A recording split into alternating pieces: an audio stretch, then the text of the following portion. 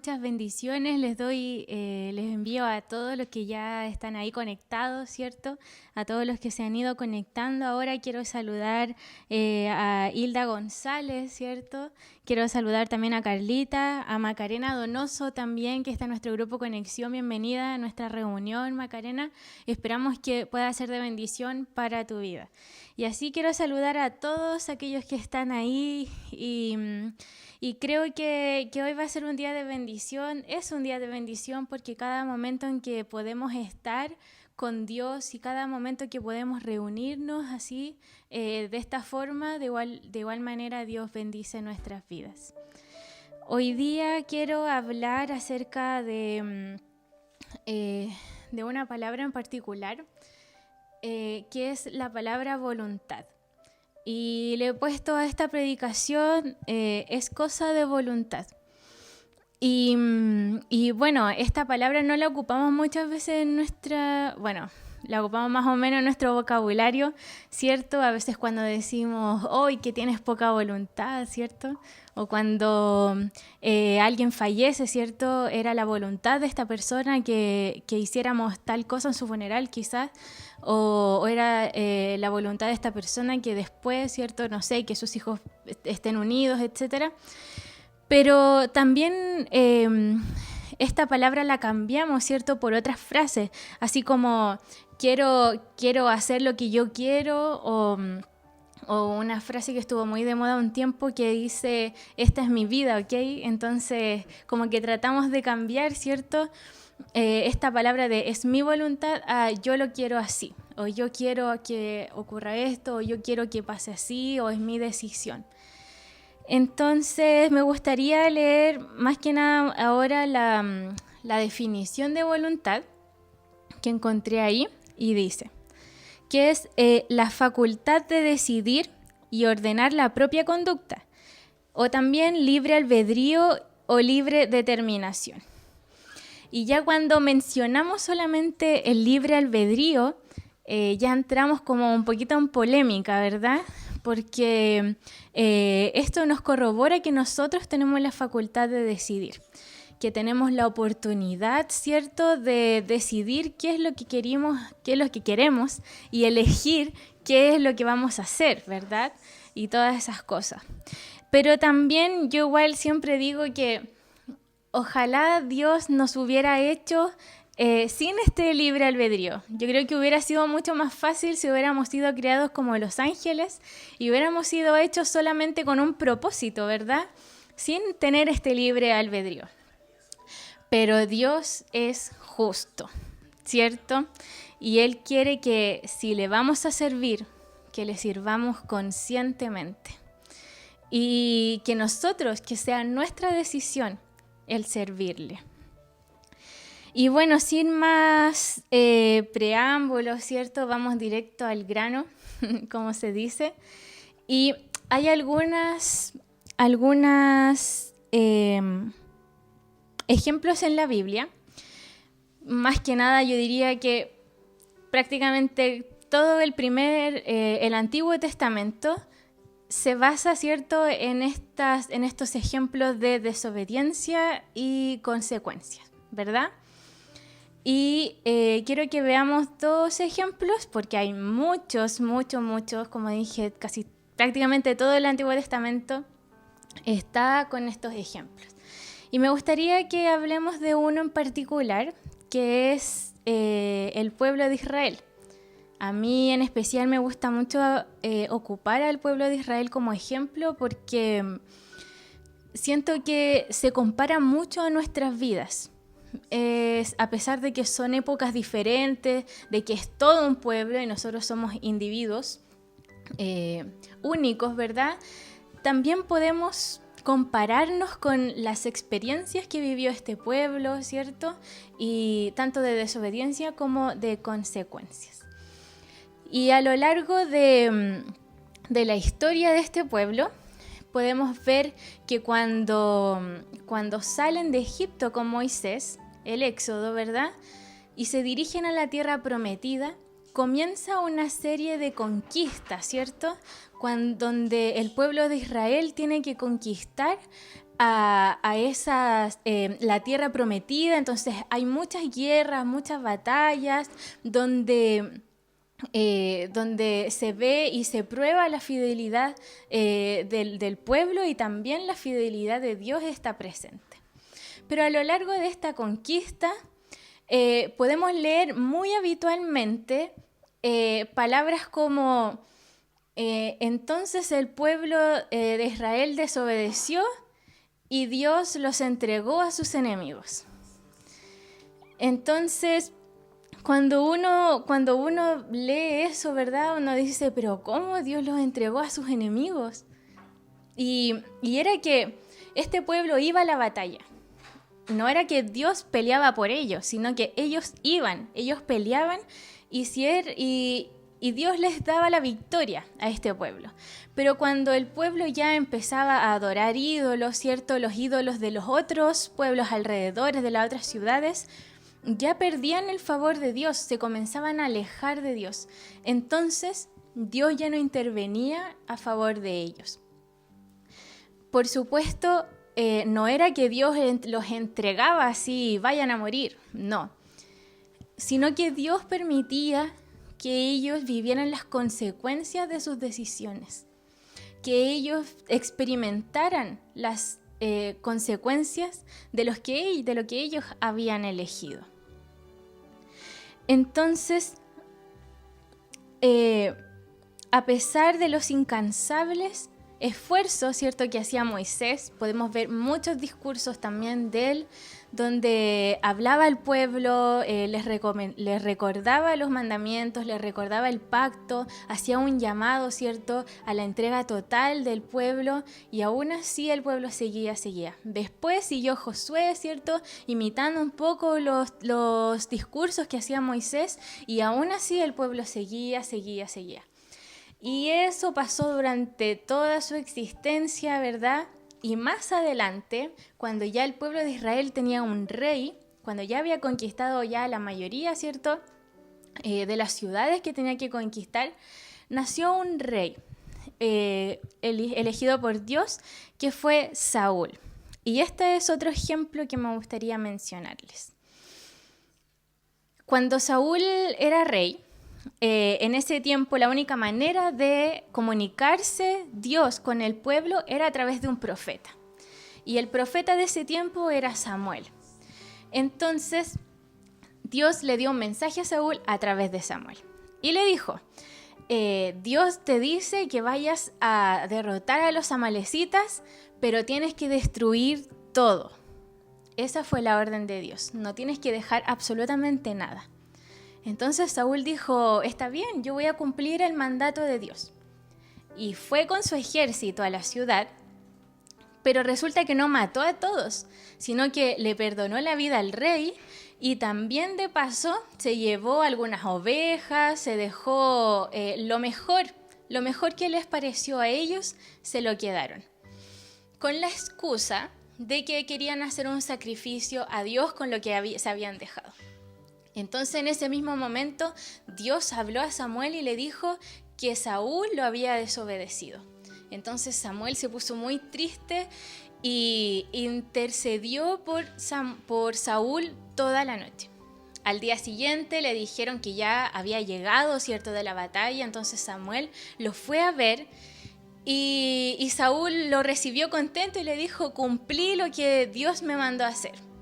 Y Samuel lo miró y le dijo, entonces, ¿por qué veo esas ovejas? ¿Y por qué oigo ese ganado? Y Saúl le dijo, es cierto que mis soldados dejaron algunas cosas para nosotros, pero no te preocupes, nosotros vamos a hacer un sacrificio a Dios con esas cosas, no son para nosotros. Y ahí Samuel, cierto, se enojó y le dijo que ya parara con eso porque había desobedecido a Dios. Y las palabras de Samuel están ahí en 1 Samuel 15, del 22 al 23.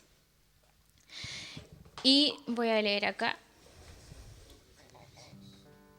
Del 20. Dice, pero Samuel respondió, ¿qué es lo que más le agrada al Señor? ¿Tus ofrendas quemadas y sacrificios? o que ofrezcas o que obedezcas a su voz. Escucha, la obediencia es mejor que el sacrificio, y la sumisión es mejor que ofrecer la grasa de carneros. La rebelión es tan pecaminosa como la hechicería, y la terquedad tan mala como rendir culto a ídolos. Así que, por cuanto has rechazado el mandato del Señor, Él te ha rechazado como rey. Para nosotros, ¿cierto?, que se haya quedado con algunas cosas, o sea, con algunos animales, con el buen propósito de hacer un sacrificio al Señor, no es tan grave, ¿verdad? No es tan grave, de hecho, era una buena idea, quizá ofrecer ofrendas quemadas al Señor por su ayuda. Pero no fue el mandato que le dio Dios. El mandato de Dios fue destruir a los amalecitas y todo lo que estaba ahí. En cambio, Saúl no hizo la voluntad de Dios, hizo su voluntad. Ahora, después de esto, ¿cierto?, podemos ver en la historia cómo Saúl luego tiene un espíritu atormentador, después trata de matar a David, ¿cierto?, vive perseguido por eso, con envidia. Más adelante muere junto a sus hijos en una batalla. Después, en el reinado de David, incluso por venganza, David tiene que entregar a 7 hijos de la casa de Saúl. Entonces, la consecuencia de Saúl fue cortar el linaje real de su familia, que no solamente lo afectó a él, sino que afectó a sus hijos y a sus nietos. Y muchos más, yo creo. Entonces, ahora decimos, ¿pero cómo Dios permitió eso? O sea, ¿cómo Dios es tan grave, digámoslo así, para no poder haber aceptado por lo menos la ofrenda que iba a hacer Saúl? Pero ¿cómo si Él es un Dios de amor? ¿Cómo si Él no hace esas cosas, si Él no castiga, Él no nos hace daño, ¿verdad? Y por supuesto que no es así. Por supuesto, hermanos, que Dios es un Dios de amor. Y ahí en Juan 3:16 dice, porque de tal manera amó tanto Dios al mundo que envió a su único Hijo a morir por nosotros. Entonces, es cierto, Dios es un Dios de amor. Pero eso no quita que nosotros seamos desobedientes. Dios nos puede amar muchos, sus hijos amados, pero no quita que seamos desobedientes. Una mamá puede amar mucho a su hijo por cualquier camino que su hijo vaya, pero eso no quita que el hijo a lo mejor pueda estar cometiendo errores, ¿verdad? Y me recordaba esto, ¿cierto?, a cuando al Dios que se predica hoy en día, que es el Dios de amor, el Dios que te dice, no importa lo que hagas, Dios te ama. El que dice, no importa si estás en pecado, yo te amo igual. Y hermano, eso es cierto, eso es muy cierto, pero yo creo que ese mensaje queda mejor para los que no conocen a Dios. Porque cuando yo no conozco a Dios, yo vivo en pecado, pero Dios está ahí esperándome con los brazos abiertos para que yo vaya y sea perdonada y sea adoptada por Dios. Pero si ya soy hija de Dios, si ya conozco al Dios que sirvo, no hay excusas si estoy en desobediencia. Porque ya conozco la palabra, ya conozco el manual de vida que Él nos dejó. Y también recordaba el Dios de antes, cuando yo era pequeña, era muy habitual, ¿cierto?, conocer y que se nos presentara un Dios castigador, un Dios juzgador, terrible, que daba susto, ¿cierto?, pensar que no hagas nada malo porque te puede castigar, ¿verdad? Pero el otro día saqué un pancito de vida y salió y yo sentí que Dios habló a mi vida y decía, examinadlo todo, pero retened lo bueno. Y yo examinando esto, puedo rescatar algo bueno de esos días. Y era que existía el temor a Dios.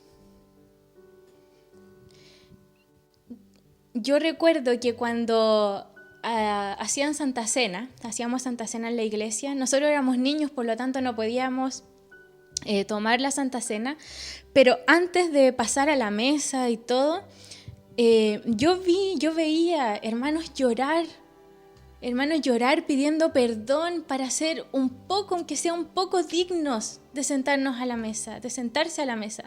Yo veía que hermanos se reconciliaban en la iglesia y se abrazaban y se pedían perdón. Cuando ya yo crecí, yo sabía que si hasta el momento de hoy, que si voy a tomar la Santa Cena, yo tengo que estar bien con mis hermanos, con mi familia y también con Dios. Y aún tengo ese temor de que si no estoy bien, no soy digna, a pesar de que no soy perfecta, ¿verdad?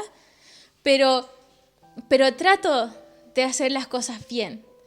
Y en esos días, antes, existía ese temor de cuidado, no hagas esto, porque no está bien. Cuidado, no hagas esto otro, porque hay consecuencias de esto. En cambio ahora, con el Dios de amor que se ha predicado, ¿verdad? Mucha gente lo ha tomado del extremo a llevar un evangelio light, que no importa lo que hagas, porque Dios te ama igual. Y sí, hermano, Dios te ama de igual forma, pero eso no quita que seamos desobedientes.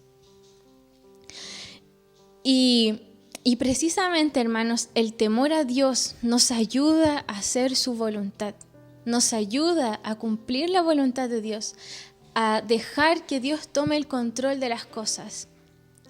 Y no se trata, ¿cierto?, de tener una relación tóxica, ¿verdad? Vivir con miedo, ¿cierto? No, porque no es así. El temor a Dios no es vivir con miedo, es respetarlo. Es vivir agradecido por las cosas que nos da. Es admiración por el poder que Él tiene.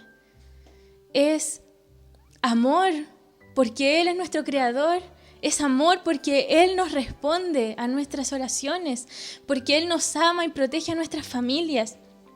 Y hay tantos textos en la Biblia, puedes sacar algunos, que hablan acerca de los beneficios, si quisiera llamarlos así, acerca de tener temor a Dios, que hablan acerca de las bendiciones que nosotros obtenemos, que nosotros tenemos, porque el ser humano siempre está, ¿cierto?, pendiente de qué es lo que puedo recibir, ¿verdad?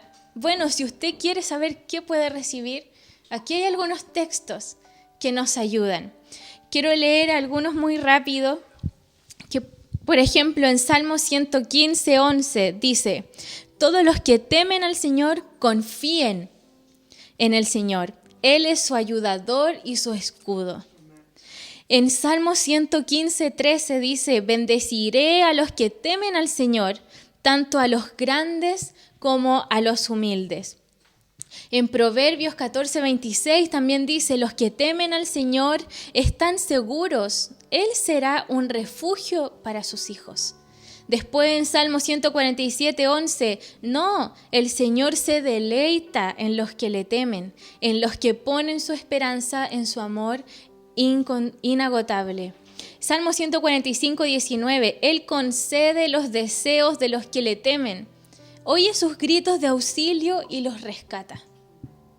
Y así, hermanos, muchos más. Usted puede ir a la concordancia bíblica y buscar temor a Dios y va a encontrar muchos versículos. Lea el Salmo 112 también y ahí va a encontrar muchas bendiciones más que hay para su vida y para su descendencia, de generación en generación, cuando uno teme a Dios. Entonces, estamos esperando respuestas. Tenemos que tomar una decisión. Tenemos que elegir algo que nos apresura. Entonces dejemos que Él haga su voluntad y no hagamos nuestra voluntad, porque la voluntad de Dios es perfecta. Proverbios 3:7 dice: no te dejes impresionar por tu propia sabiduría. En cambio, teme al Señor y aléjate del mal. Hermanos, dejemos definitivamente todo en las manos de Dios. Todo, todo, todo. Que Él tome el control de las cosas. Que reconozcamos que no es por nosotros, no es por nuestras fuerzas, es gracias a Dios, es por las fuerzas de Dios, es la voluntad de Dios. Permitamos que Él nos guíe cada día. Felipe y yo, hace más de un año queremos ser padres. Y no hemos podido ser padres. Y yo he visitado doctores, me he hecho exámenes y he tomado algunos remedios, etc. Pero Dios hablaba profundamente a mi corazón con esta palabra. Porque mi voluntad y la voluntad de Felipe es ser padres, sí, y sería hermoso. Pero me preguntaba, ¿cuál será la voluntad de Dios? Y si Dios no quiere que seamos padres, también me preguntaba eso. ¿Y sabe qué? Yo acepto la voluntad de Dios, sea cual sea, porque sé que la voluntad de Dios es perfecta. Si Él quiere darnos un hijo, nos va a dar y nos va a bendecir con ese hijo. Pero si no quiere darnos ese hijo, por algo será.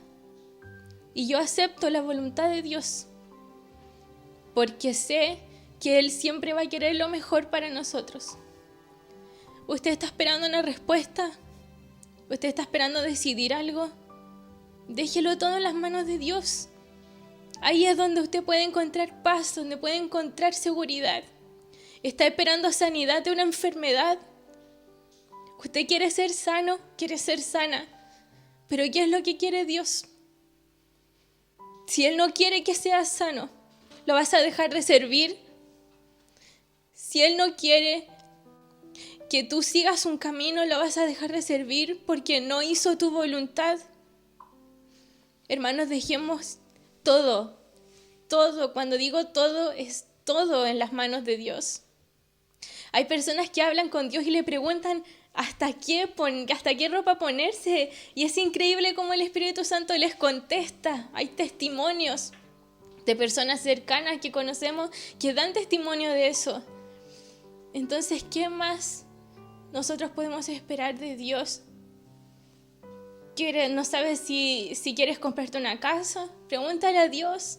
¿Quieres comprarte un auto? Pregúntale a Dios, no sé, cualquier cosa. Tienes que tomar una decisión importante, una decisión amorosa. Pregúntale a Dios, que Él guíe tus pasos. Lo que sí, tienes que aceptar la voluntad de Dios. Y tienes que hacer la voluntad de Dios. Porque es la única forma en donde tú no corres peligro. Es la única forma en donde tú no vas a tener que enfrentar las consecuencias de tus decisiones. Así es fácil aceptar la voluntad de Dios y evitar miles de cosas que vienen por consecuencia de nuestras acciones. Así que, hermanos, les invito a que puedan depositar toda su confianza, toda su fe en nuestro Padre Celestial, quien nos ama día y noche, quien nos protege, pero que aborrece la desobediencia. Así que hagamos su voluntad. Les quiero pedir ahí que puedan cerrar sus ojos para que podamos orar y para que Dios pueda tomar control de todas nuestras áreas, todas las áreas de nuestras vidas. Gracias, bendito Señor, te damos por este momento, Padre, porque sabemos que tú has hablado en nuestras vidas, Dios. Gracias, Padre, porque hoy podemos reconocer que no podemos solos, que necesitamos, Señor, de ti, que necesitamos que tú tomes el control de nuestras vidas, Padre. Hay situaciones que no podemos manejar, hay enfermedades que no entendemos, que no podemos manejar. Hay situaciones de nuestras vidas, Señor, que tampoco entendemos y nosotros no podemos manejar. No queremos hacer las cosas por las nuestras, Dios. No queremos tomar decisiones a la primera, Padre, sino que te entregamos, Señor, todas las áreas de nuestras vidas, Padre. Nuestro trabajo, Señor, nuestra familia, nuestros matrimonios, Padre, nuestros hijos, Padre, nuestros hogares, nuestra vida académica, Señor, todo lo entregamos a ti, nuestro tiempo, Señor amado. Todo es tuyo, Padre. Toma el control y guíanos, Señor. Te pedimos que tú guíes nuestros pasos en estas decisiones que debemos tomar a menudo, día a día, Señor. Guíanos, Padre, que tu Espíritu Santo nos ayude, Padre Santo, que amoneste nuestros corazones cuando no hagamos tu voluntad, Padre, para así seguirte, Señor, y ser verdaderos seguidores de Cristo, Señor. Gracias, Padre, te doy por este día. Y te pido, Señor, que tú bendigas a cada uno de mis hermanos, Padre, te pido que tu Espíritu Santo esté convenciendo cada corazón, esté acompañando en este momento cada hogar, Señor bendito. Te pedimos, Señor, que nos ayudes a servirte más, bendito Padre. Te doy las gracias, Señor, por todo esto, en el nombre de Jesús. Amén. Que Dios les bendiga, hermanos.